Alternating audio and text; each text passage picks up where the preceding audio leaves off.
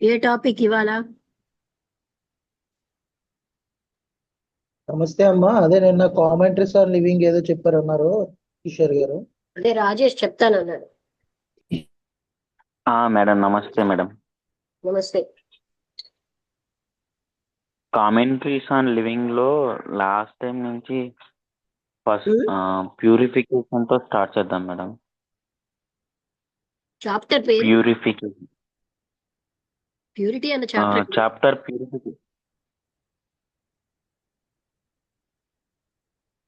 Chapter పేరు purity అని ఎక్కడా లేదే. ప్యూరిఫికేషన్ అని ఉంది మేడం.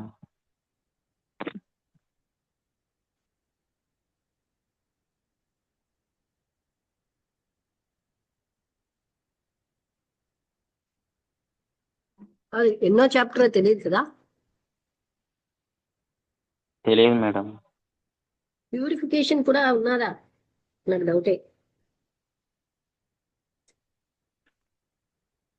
మీరు చాప్టర్ పేరు నోట్ చేసుకోవాల్సింది.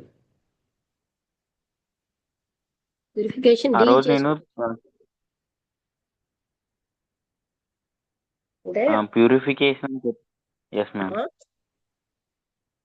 ఆ రోజు చాప్టర్ పేరు ఇది నోట్ చేసుకున్నాను మేడం. ప్యూరిఫికేషన్, శౌచం, purity in life is important అని.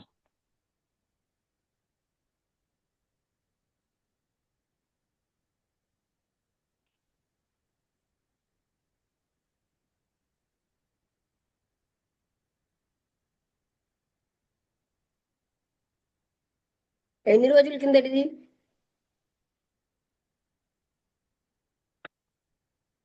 ఒక నిమిషం మేడం, డేట్ చూస్తాను.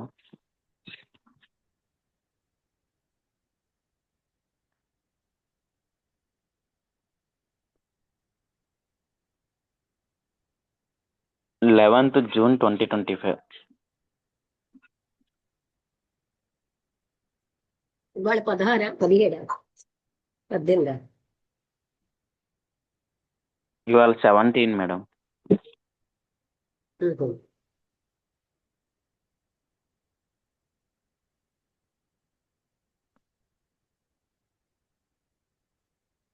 చూద్దాం మరి టాపిక్ సరిగ్గా ఉంటే చెప్పలేదు. ఇంకా ప్యూరిఫికేషన్ అనే విషయం డీల్ చేశారనమాట. Yes ma'am.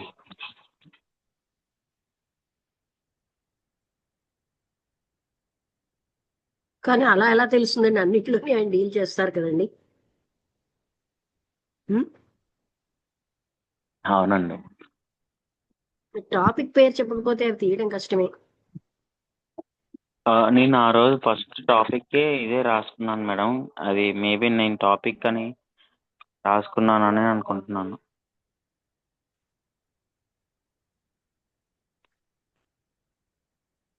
బహుశా మీకు మధ్యలో ఎక్కడో అనిపించిందా?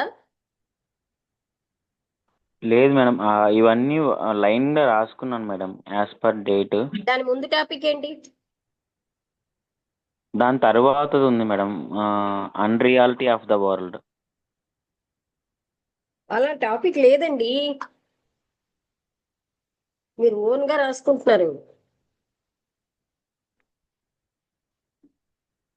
ఏంటి తర్వాత రాశారు? Progression revolution.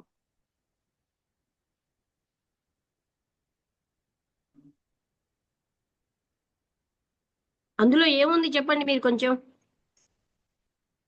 ఒక అక్కడ అతను చెప్తూ ఉమ్, సపరేషన్ అనేది వినాశనానికి కారణం. ప్రిపరేషనా? సపరేషన్ అది అన్ని చోట్ల వస్తుంది, మా ఇంటి ఉంటే సెపరేట్ చేస్తుందని. సంబంధ బాంధవ్యాలలో ఆలోచన అనేది ఆపడం వలన ఇతరులను ఉపయోగించుకోవడం ఆగుతుంది. ప్రేమ అనేది ఒక విప్లవం. ఆలోచన అవునండి, మీరు లేనప్పుడు టాపిక్ ఉండేది. రాయకపోతే ఇవన్నీ అన్నిట్లో వస్తాయి కదండి. పర్పస్ ఆఫ్ లైఫా? Progression revolution madam topic. ప్రోగ్రెసా? Valuing and progress experience. మీరు ఏంటేంటో సరిగ్గా వింటం లేదు టాపిక్లు. మీరు చెప్పిన ఒక్క టాపిక్ ఇక్కడ లేవు. కామెంట్రీస్ ప్రోగ్ ఆన్ లివింగ్ పార్ట్. పార్ట్ 2లో ఇదిగో చదువుతున్నాను వినండి. 25 నుంచి 28 నుంచి చదువుతాను టాపిక్ల పేర్లు. ఏ? ఉమ్. ఇప్పుడు మీరేంటంటే కంటెంట్ అన్నిట్లో అతను ఆ కొన్ని విషయాలు పర్పస్ ఆఫ్ లైఫ్ 28. ఇది కూడా ఉంది మేడం, పర్పస్ ఆఫ్ లైఫ్. మీరు ఏం చెప్తున్నారు అక్కడ టాపిక్ వేరేగా చెప్తారు కదా. Fear of death, purpose of life. Valuing and experiences ma'am. అన్నీ అలాగే ఉంటాయి మీకు. A despair and hope. చూడండి, టాపిక్ రాసుకోకపోతే విషయాలు this problem of love. Okay, next topic ఏమో what is the true function of a teacher.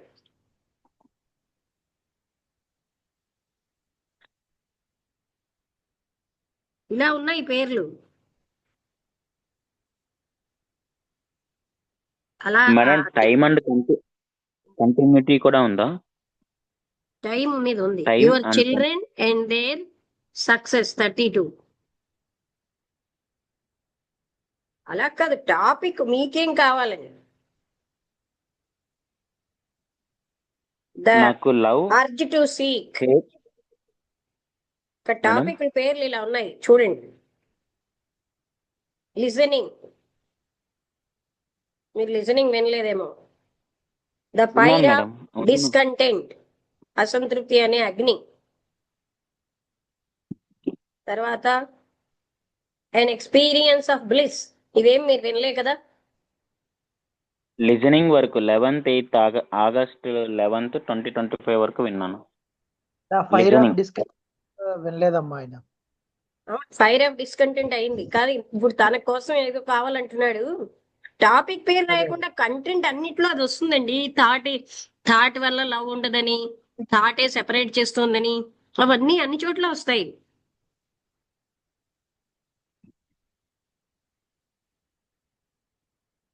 Fire of discontent. Fire of discontent చదువుదాం madam. చదవడం కాదండి, మీకేం కావాలి. దానికి నేను లేను మేడం, ఫైర్ ఆఫ్ డిస్కంటెంటే మీరు కావాలి. లేకపోతే కాదు, మీకు అర్థం అవ్వకపోతే మరి ఎవరు లేకపోతే ఆ టాపిక్ చదువుతామేంటి. మీకు చదివి మీరు ఉండగా మీకు అర్థం అనే టాపిక్ మనం చదువుదాం. అర్థమైందా? మీకు ఏమి టాపిక్ అర్థమైంది మేడం. రాసుకోకుండా అలా అడిగితే ఎలాగ రాజేష్?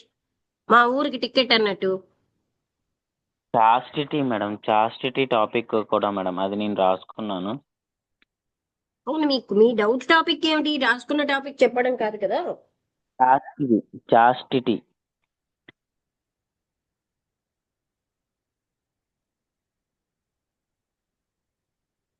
ఇందులో తీయాలంటే టాపిక్ ఉంటేనే తీయగలం.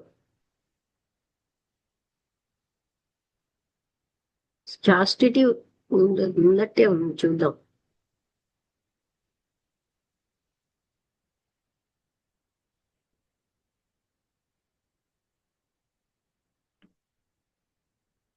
నేచర్ ఆఫ్ డిజైర్, కోరిక యొక్క స్వభావం. ది ఐ, నేను. The family and the desire for security. ఇవి టాపిక్లు ఇక్కడ కొత్తగా అయినవి. Time and continuity. మీరు టాపిక్ రాసుకున్నారు, పేరు ఏదో ఒకటి చెప్పడం కాకుండా మీకు ఏదో అర్థం కాలేదన్న టాపిక్ నేను మళ్ళీ అందరికీ కూడా చెప్దాం అనుకున్నాను. Conformity and freedom.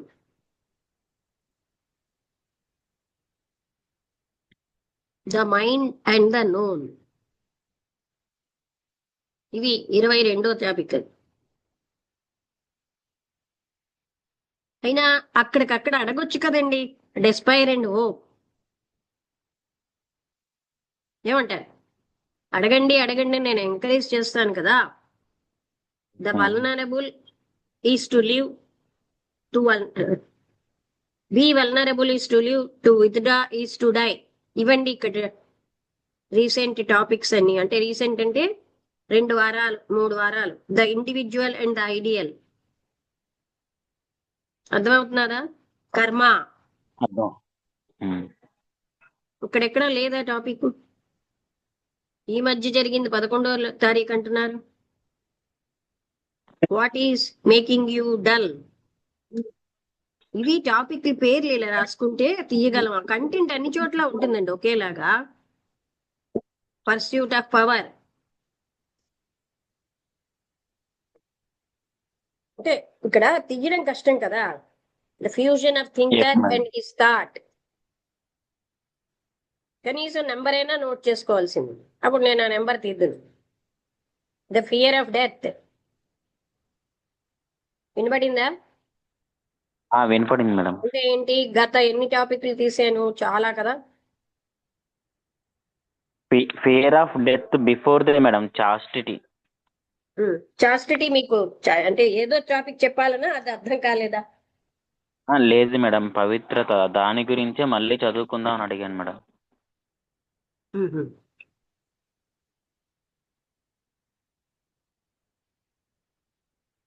మ్మ్. చెప్పండి ఎవరో ఒకరు స్టార్ట్ చేయండి. మీరే కానీ రెడీగా టాపిక్ చేయమంటే ఇంత టైం మనకి వేస్ట్ అవ్వదు కదండి. మొదలు పెట్టమంటే రికార్డింగ్ ఆన్ చేయనా? ఆన్ చేస్తేనే అనుకుంటాను. ఆన్ చేస్తారమ్మా. ఓం శ్రీ సద్గురుభ్యో నమః. 17/5/2025 ద కామెంట్రీస్ ఆన్ లివింగ్ అనే పార్ట్ 2 గ్రంథం నుంచి చాటిటీ అమ్మా చాస్టిటీ అనే టాపిక్ మీద శ్రీ లక్ష్మీ మేడం గారు సంభాషణ చేసి వివరణ చేస్తారు.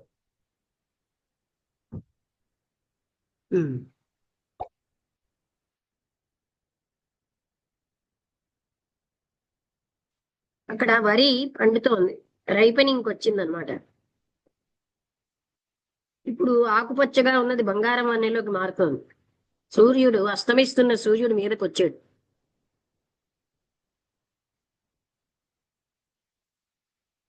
పొడుగ్గా నేరుగా ఉన్న గోతులన్నీ నీళ్లతో నిండిపోయి అక్కడ నీరు అన్నది ఆ డార్క్ లైట్ ని రిఫ్లెక్ట్ అవుతుంది ఆ నీటిలో. పామ్ ట్రీస్ ఆ ఫీల్డ్స్ చుట్టూరా ఉన్నవి. ఆ పామ్ ట్రీస్ లో చిన్న చిన్న వాటి మధ్యలోంచి ఇళ్ళు కనిపిస్తున్నాయి, డార్క్ గాను. అవి సెపరేట్ గా ఉన్నాయి. ఆ వీధి అన్నది ఆ రైస్ ఫీల్డ్స్ ద్వారా, పామ్ గ్రూవ్స్ ద్వారా ఆ దారి వెళ్తోంది. అది ఒక మ్యూజికల్ గా ఉన్న దారి.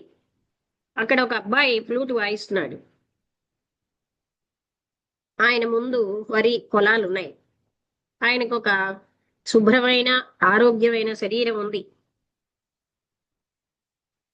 చాలా కరెక్ట్ ప్రపోర్షన్స్ తో ఉన్నాడు, డెలికేట్ గా. ఆయన కేవలం ఒక క్లీన్ గా ఉన్న వైట్ క్లాత్ ఒక్కటే ధరించాడు.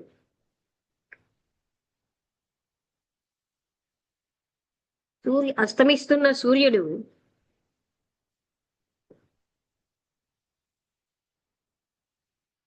ఆయన ముఖం మీద పడి ఆయన కళ్ళేమో స్మైలింగ్ గా ఉన్నాయి. ఆయన ఆ స్కేల్ ప్రాక్టీస్ చేస్తున్నాడు. అది బాగా అలసిపోయాక ఆయన మరొక పాట పాడుతున్నాడు. ఆయన నిజంగా చాలా ఆనందిస్తున్నాడు. ఆయన ఆనందం అన్నది అందరికీ వ్యాపించేటట్టుంది. కొంచెం దూరంలోనే నేను కూర్చున్నట్టు అప్పటికి ఆయన నుంచి ఆయన అది వాయించడం ఆపట్లేదు. సూర్యాస్తమయపు కాంతి అన్నది ఆకుపచ్చగా బంగారం రంగులో ఉన్నటువంటి సముద్రం ఆ అంటే the green golden sea of the field అంటే ఆ ఫీల్డ్ మీద అది ఒక గ్రీన్ గోల్డెన్ సీ లాగా కనబడుతోంది.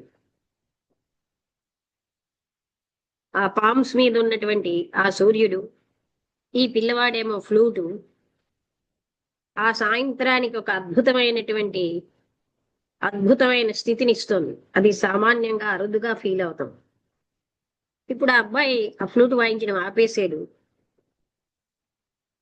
వచ్చి నా దగ్గర కూర్చున్నాడు. మా ఇద్దరం ఒక్క పదమైనా మాట్లాడలేదు, కానీ ఆయన చిరునవ్వు నవ్వాడు. ఆ చిరునవ్వు స్వర్గాలన్నీ నింపేసినట్టుగా ఉంది. వాళ్ళమ్మ అతన్ని పిలిచింది. ఆ పామ్ చెట్లలో ఎక్కడో ఉన్న ఇంట్లోంచి. ఆయన ఏమి ఇమ్మీడియట్ గా జవాబు ఇవ్వలేదు, కానీ మూడోసారి పిలిచేసరికల్లా ఆయన లేచాడు. మళ్ళీ చిరునవ్వు నవ్వి వెంటనే వెళ్ళిపోయాడు. ఆ మార్గం గుండా ఒక అమ్మాయి పాడుకుంటూ ఆ ఏదో ఒక వైర్లు ఉన్నటువంటి ఆ మ్యూజికల్ ఇన్స్ట్రుమెంట్ మీద, ఆమెకు కూడా చాలా అందమైనటువంటి మధురమైన స్వరం ఉంది. ఆ పొలాల్లోంచి ఎవరో ఆ సాంగ్ ని వాళ్ళు కూడా పట్టుకున్నారు. వాళ్ళు ఫుల్ గా ఎక్కువగా పెద్ద గొంతుకుతో పాడుతున్నారు, సులువుగా.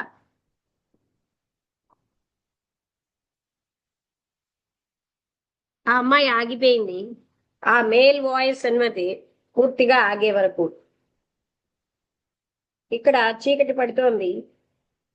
సాయంత్రం నక్షత్రం అన్నది ఆ ఫీల్డ్స్ మీద ఉన్నాయి. అక్కడ ఉన్నటువంటి కప్పలు అరవడం మొదలెట్టాయి.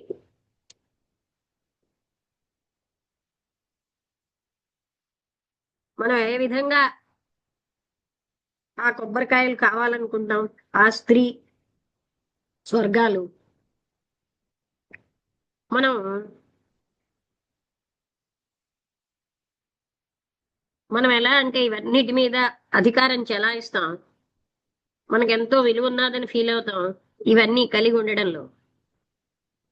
ఇది నాది అని మనం ఎప్పుడైతే చెప్తున్నామో అప్పుడు మనకు ఆ పిక్చర్ ఇంకా అందంగా కనిపిస్తుంది, ఇంకా ఎంతో గొప్పదిగా. దానికి ఎంతో సున్నితత్వం, ఎంతో లోతు, సంపూర్ణత్వం ఉన్నట్టుగా ఫీల్ అవుతాం. మనలో ఒక రకమైనటువంటి విచిత్రమైనటువంటి హింసాత్మక స్వభావం ఉంది. ఎప్పుడైతే వ్యక్తి ఇది నాది అని అంటున్నాడో అది ఆయన కేర్ చేయాలి, రక్షించుకోవాలి, ఇవన్నీ చేయడంలో ఒక నిగ్రహం ఉంటుంది. దానివల్ల వైలెన్స్ వస్తుంది. ఈ వైలెన్స్ అనేది జయాన్ని కోరుతుంది. వైలెన్స్ అంటే తన్ని తాను ఫుల్ఫిల్ చేసుకోవడం. జయప్రదం అవ్వాలి అంటే ఎప్పుడు ఫెయిల్ అవుతాం. అంటే జయం పొందాలి అనేటప్పుడు ఫెయిల్ అవుతూ ఉంటాం. ఫెయిల్యూర్ ఉన్నప్పుడే జయం. ఎక్కడైనా చేరడం అన్నది మృత్యువు, ప్రయాణించడం శాశ్వతమైంది. ఏదైనా పొందాలి, జయప్రదం అవ్వాలి ఈ జగత్తులో అంటే జీవితాన్ని పోగొట్టుకోవడమే. మనం ఎంత ఆతురతతో ఫలితం కోసం చూస్తాం, కానీ ఆ ఎండింగ్ అన్నది ఎప్పుడు శాశ్వతమైంది. అందుకే మనకి ఆ అన్వేషణలో సంఘర్షణ ఉంటుంది. ఈ సంఘర్షణ అనేది నిరంతరాయంగా అధిగమిస్తోంది. ఏదైతే జయించేమో మళ్ళీ మళ్ళీ జయించాలి. ఒకసారి ఏదైనా చేస్తే అది మళ్ళీ మళ్ళీ జయిస్తూ ఉండాలి. అంటే వాట్ ఈస్ కాంకర్డ్, ఏదైతే జయించేమో అది మళ్ళీ మళ్ళీ జయించాల్సి వస్తుంది. జయం పొందినవాడు ఎప్పుడు కూడా భయంలో ఉంటాడు, పొజిషన్ లో ఉంటాడు. ఈ ఈ చీకటిలో ఇక్కడ ఓడిపోయిన వాడు విక్టరీ కోసం తపిస్తూ జయం కోసం తాను పొందిందేదో పోగొట్టుకుంటాడు.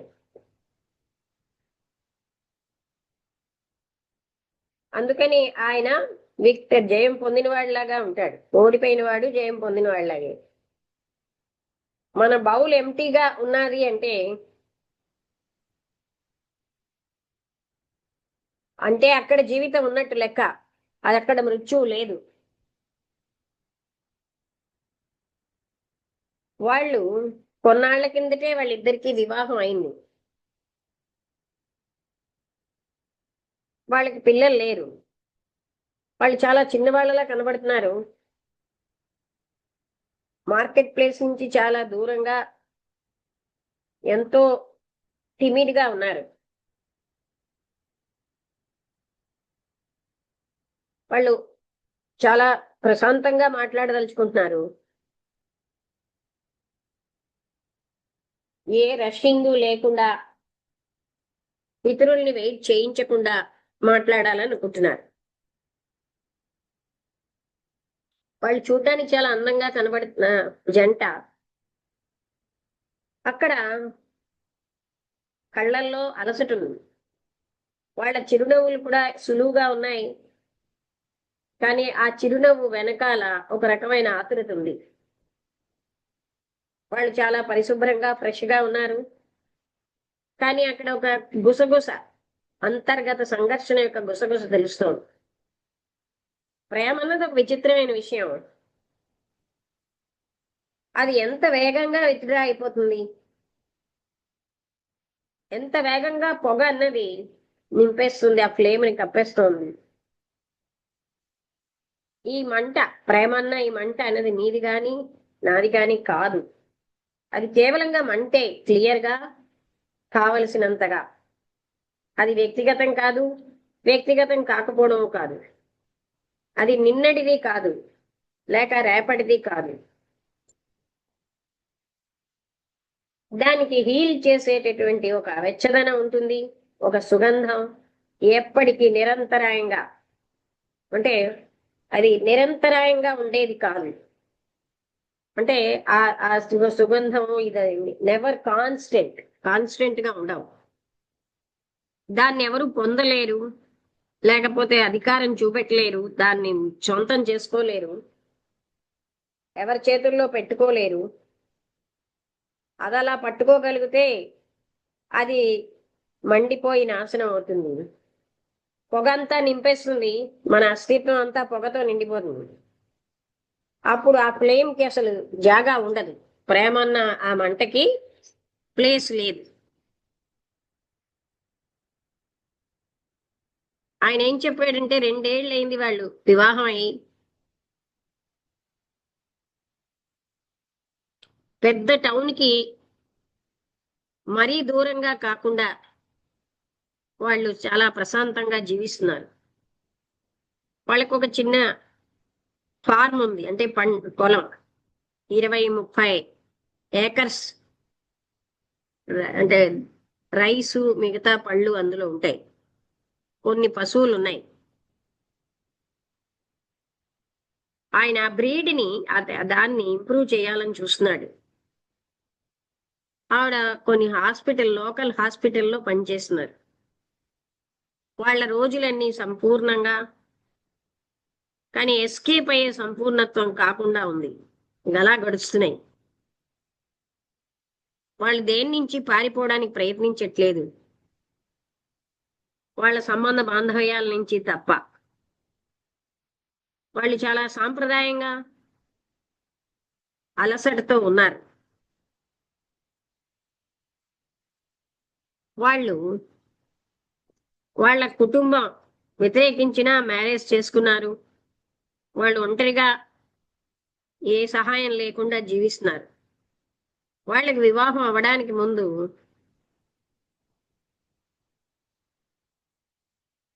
వాళ్ళు బాగా మాట్లాడుకున్నారు ఇద్దరును. వాళ్ళు ఏం నిర్ణయించుకున్నారంటే మనకి పిల్లలు వద్దని. ఎందుకని? మేమిద్దరం గ్రహించాము, ఈ ప్రపంచం ఎంత భయంకరమైన మెస్సో. ఇందులో ఇంకా ఎక్కువగా పిల్లల్ని కండం ఒక రకమైనటువంటి నేరం అనిపిస్తుంది. ఈ పిల్లలు కూడా ధనవంతమైన అఫీషియల్స్ గా తయారవుతారు, లేకపోతే బానిసలుగా మతపరమైనటువంటి ఆర్థికమైన సిస్టమ్ కి బానిసలుగా తయారవుతారు. పరిసరాలు వాళ్ళని మూర్ఖులుగా తయారు చేస్తాయి, లేక క్లెవర్ గా సినికల్ గా గాని తయారు చేయొచ్చు. ఇదే కాకుండా మాకు కావలసినంత డబ్బు లేదు పిల్లల్ని చదివించడానికి, అంత ఆస్తి లేదు సరిగ్గా చదివించడానికి. ప్రాపర్లీ అని మీరు అన్నారే, కావలసి సరిగ్గా అని, దాని అర్థం ఏమిటని అడిగారు.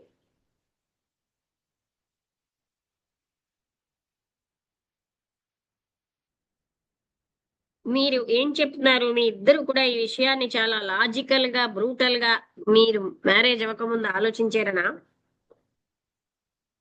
మీరు ఒక మంచి కాంటాక్ట్ ని తెచ్చుకున్నారు, అది ఎంత వేగంగా మీరు దగ్గరికి వచ్చారో అంతలాగా ఇది సంపూర్ణత్వానికి వస్తుందా? జీవితం అన్నది కొంచెం క్లిష్టంగా ఉంటుంది ఒక వెర్బల్ కాంట్రాక్ట్ కంటే. అదే మేము ఇప్పుడు చూస్తున్నాం. మాలో ఏ ఒక్కరూ కూడా దీని విషయంలో ఎవరితో మాట్లాడలేదు ఇంతకు ముందు, మా పెళ్ళైన దగ్గర నుంచి. అది మా యొక్క ఒక కష్టం. మాకెవరూ కూడా ఎవరితో మాట్లాడాలో మాకెవరూ కనబడలేదు ఫ్రీగా మాట్లాడేవాళ్ళు. చాలా పెద్దవాళ్ళు ఇటువంటి గర్వకారణమైన సంతోషాన్ని వాళ్ళు సమ్మతించారు, లేకపోతే వెనక తడుతూ ఉంటారు, అంటే చేతితోటి. మీ యొక్క కొన్ని ఉపన్యాసాలు మేము విన్నాం. అందులో ఒకటి, మేమిద్దరం కూడా ఇక్కడికి వచ్చి డిస్కస్ చేయాలనుకున్నాం మా సమస్య మీతోటి. మా మ్యారేజ్ ముందు ఇంకో విషయం ఏంటంటే, మాకు ఏ రకమైన లైంగిక సంబంధం ఉండకూడదని ఒకరితో ఒకరు మేము అనుకున్నాం. ఎందుకని? మేమిద్దరం కూడా ఆధ్యాత్మికత వైపు మొగ్గి ఉన్నాం, మాకు ఆధ్యాత్మిక జీవితం జీవించాలన్నది. నేను ఒక పిల్లవాడిగా ఉన్నప్పటి నుంచి నేను ప్రాపంచికంగా లేను, ఒక సన్యాసి జీవితమే గడపాలి. నేను ఎన్నో మతపరమైన పుస్తకాలు చదివాను, అవి నా కోరికని బలపరుస్తున్నాయి. నిజం చెప్పాలంటే నేను కాషాయ వస్త్రాలు ఒక సంవత్సరం ధరించాను. మీరు కూడానా అన్నారు. ఆయనకి ఎంత జ్ఞానం ఉందో, ఎంత తెలివి ఉందో నాకు అంత లేదు. నాకు కూడా ఒక గట్టిగా ఉన్న మతపరమైన బ్యాక్గ్రౌండ్ ఉంది. మా గ్రాండ్ మదరు, ఆవిడికి మంచి జాబ్ ఉండేది. మా గ్రాండ్ ఫాదర్, ఆయన తన భార్యని పిల్లల్ని వదిలేశారు ఒక సన్యాసి అవ్వడానికి. మా ఫాదరు అదే చేయాలనుకుంటున్నారు. మా అమ్మగారు అంటే ఒప్పుకోగానే ఒకరోజు ఆయన కూడా అదృశ్యం అయిపోతారు. నాకు కూడా ఒక మతపరమైన జీవితం జీవించాలన్న కోరిక ఉంది అని ఆవిడన్నారు. అలాంటప్పుడు నేను మిమ్మల్ని అడగొచ్చా, మీరు ఎందుకు వివాహం చేసుకున్నారు? మా ఇద్దరికి ఒకరి అంటే కంపానియన్షిప్ కావాలి. మేమిద్దరం ప్రేమించుకున్నాం, మాకు కామన్ గా కొన్ని లక్షణాలు ఉన్నాయి. మేము కలిసి ఉన్నప్పటి నుంచి మేము ఇది ఫీల్ అయ్యాం.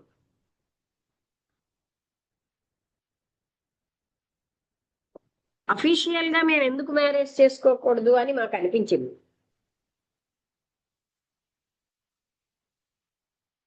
మేమేమోని వివాహం చేసుకోవడం, కలిసి జీవించడం, సెక్స్ లేకుండా ఇది ఆలోచించాం.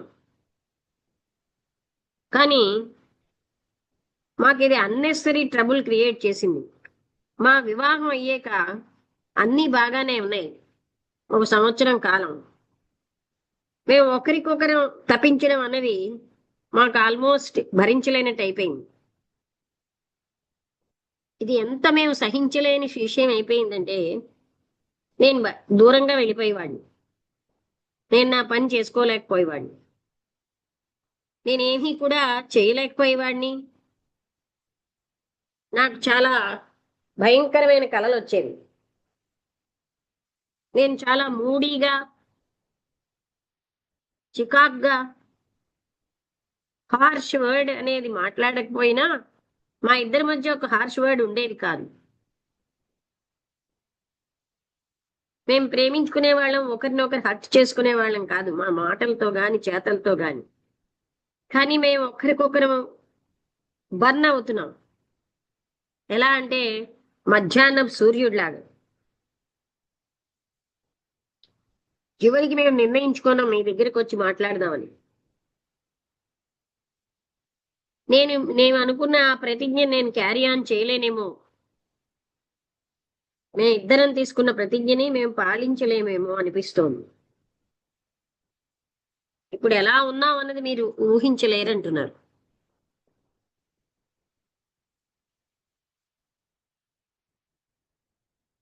అయితే మీ విషయం ఏంటన్నారు ఆవిడతో.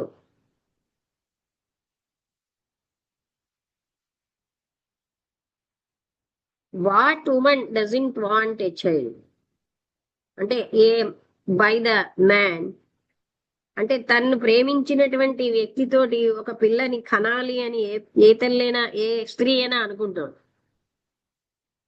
నాకు అలాంటి ప్రేమ సంభవమో కాదో, నేను సమర్థమో కాదో నాకు తెలియదు. నాకు కూడా ఎంతో బాధాకరమైన రాత్రులు బాధలతో అయ్యాయి. నేను హిస్టీరిక్ గా అయిపోయాను. ఈ చిన్న చిన్న విషయాలకి ఏడ్ చేసేదాన్ని. ఒక్కొక్కప్పుడు కొన్ని నెలల తరబడి ఇది నాకు పీడకలు అయిపోయింది. నేను ఏదో ఒకటి ఆశించాను జరుగుతుందని. మేము ఇలా మాట్లాడుకున్నప్పటికీ ఇదేం లాభం లేదు. అప్పుడు మేము ఒక హాస్పిటల్ మొదలు పెట్టాము. అక్కడ ఒక హాస్పిటల్ వాళ్ళు మొదలెట్టి నా హెల్ప్ అడిగారు. నేను చాలా సంతోషించాను అక్కడికి వెళ్ళడానికి. కానీ అది నాకు లాభం లేకపోయింది. అతను క్లోజ్ గా ప్రతిరోజు నేను చూడడం వల్ల అంటూ ఆవిడ ఏడుస్తున్నారు. So we have come to talk. ఇక్కడికి మేము ఎందుకు వచ్చామంటే మాట్లాడడానికి వచ్చాం. మీ ఉద్దేశం ఏమిటి? ఒకరినొకరు పనిష్ చేసుకోవడం ఆధ్యాత్మికమైన మతపరమైన జీవితమా? ఈ రకమైనటువంటి మోటివ్ శరీరానికి బాధ కలిగించడం లేకపోతే మనస్సుకి అది ఏ సైన్ ఆఫ్ అవగాహన చేసుకునేడానికి ఒక చిహ్నమా? తన్ను తాను బాధించుకోవడం అది సత్యానికి మార్గమా? చాస్టిటీ అనే దాన్ని కాదంటున్నా అంటే డినై చేస్తున్నారా? Do you think you can go far through renunciation? త్యాగం ద్వారా మీరు చాలా ముందుకు వెళ్ళిపోగలరని మీరు అనుకుంటున్నారా? ఈ సంఘర్షణ ద్వారా మీరు శాంతిని సాధించగలని అనుకుంటున్నారా? మీరు చేపట్టే మార్గం అన్నది మీ అంతం కంటే చాలా ఎన్నో రెట్లు ఎక్కువ అని మీకు తెలియదా?